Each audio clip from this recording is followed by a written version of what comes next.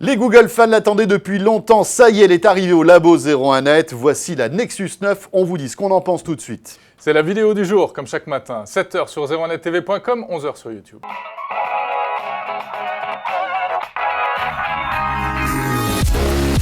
Et c'est donc la première tablette avec le nouveau Android, le Lollipop, donc l'Android 5.0. Et oui, alors on regarde un peu d'abord ce qu'elle donne physiquement, cette petite tablette de 8,9 pouces. Elle est nue pour vous. Qu'elle est belle, créée par On HTC. se calme, Jérôme.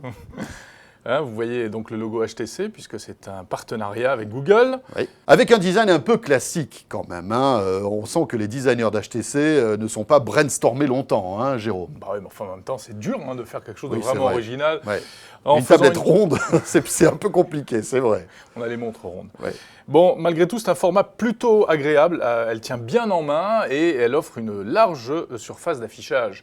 L'arrière, caoutchouteux, enfin on dit soft touch, pas désagréable. Oui, avec donc un souci malgré tout, c'est que l'écran attire les traces de doigts. Ça c'est évident, regardez ça, c'est pas joli, on n'a pas mangé de Nutella avant. Bon, la particularité surtout, c'est son processeur, un très gros processeur, l'un des plus gros du moment, c'est le K1 64 bits de Nvidia. On le trouve uniquement sur cette Nexus 9 et sur la Shield de Nvidia. Pas tout à fait les mêmes versions, mais presque. Voilà, Google a voulu mettre le paquet et offrir ce qu'il y a de mieux. En fait, c'est un peu la tablette étalon, on va dire, du moment, avec Android à l'intérieur. Elle est disponible en deux capacités, 16 ou 32 Go. Autant vous dire qu'on vous conseille la version 32, bien évidemment. Côté couleur, il y a plutôt du choix. En trois couleurs, vous avez soit du noir bleuté, du plus bel effet, soit blanc, soit ce qu'ils appellent sable. Le prix, on est entre environ 400 € jusqu'à 570 € pour la plus musclée. Voilà, pour la version 3G, avec en plus la 4G incluse. Alors, premier point fort de cette tablette, c'est son écran avec une super définition. On a là du 2048 par 1536. C'est équivalent à la définition du nouvel iPad, l'iPad Air 2, Jérôme. Exactement, donc très belle qualité d'affichage, très confortable. Même si au niveau du respect des couleurs, les puristes ne seront pas tout à fait d'accord.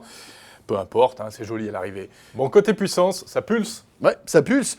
Très bonne perf pour le jeu, bien évidemment, grâce au processeur de Nvidia à l'intérieur. Autant vous dire que là, on le disait tout à l'heure, vous avez ce qu'il y a de mieux en matière de puissance graphique et puissance processeur sur cette tablette. Tout est très fluide et tout est très réactif. Et puis le point fort, évidemment, c'est que vous avez le dernier Android 5, Lollipop, avec, on en reparlera dans une autre vidéo, mais des tas de petites choses comme « Ok Google, quelle heure est-il » Alors, pas mal du tout, mais cette reconnaissance vocale était déjà Bien sûr. disponible sur les précédentes versions d'Android. Simplement, là, ils ont remonté le champ de recherche, etc. Et puis, on a le material design, c'est beau.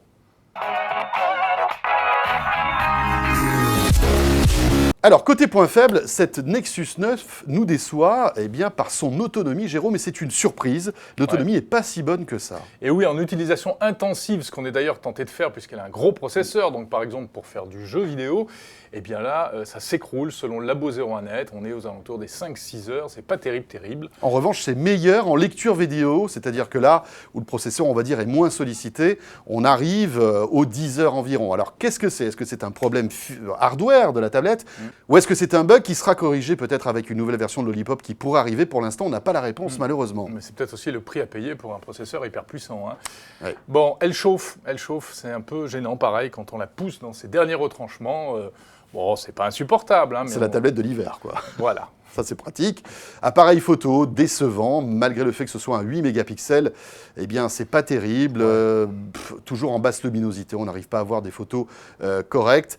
Côté vidéo, c'est pas mieux, finalement. C'est pas honteux, mais... Alors, c'est correct, mais disons qu'on n'a pas la qualité d'un smartphone haut de gamme qui filmerait en Full HD.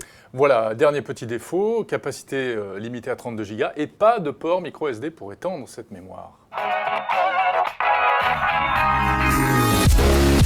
Alors, en résumé, moi j'aime beaucoup ce format et cette prise en main, mais est-ce que les specs sont dignes d'une tablette haut de gamme à ce prix-là ? C'est-à-dire que si vous êtes un fan de jeu, par exemple, et que vous voulez avoir le top du top en matière de processeur, on vous conseille cette Nexus 9, elle est faite pour vous, il n'y a pas plus puissant pour l'instant. Mais en revanche, si vous voulez une tablette endurante qui a un très bon appareil photo, etc., là, il faut peut-être aller voir ailleurs.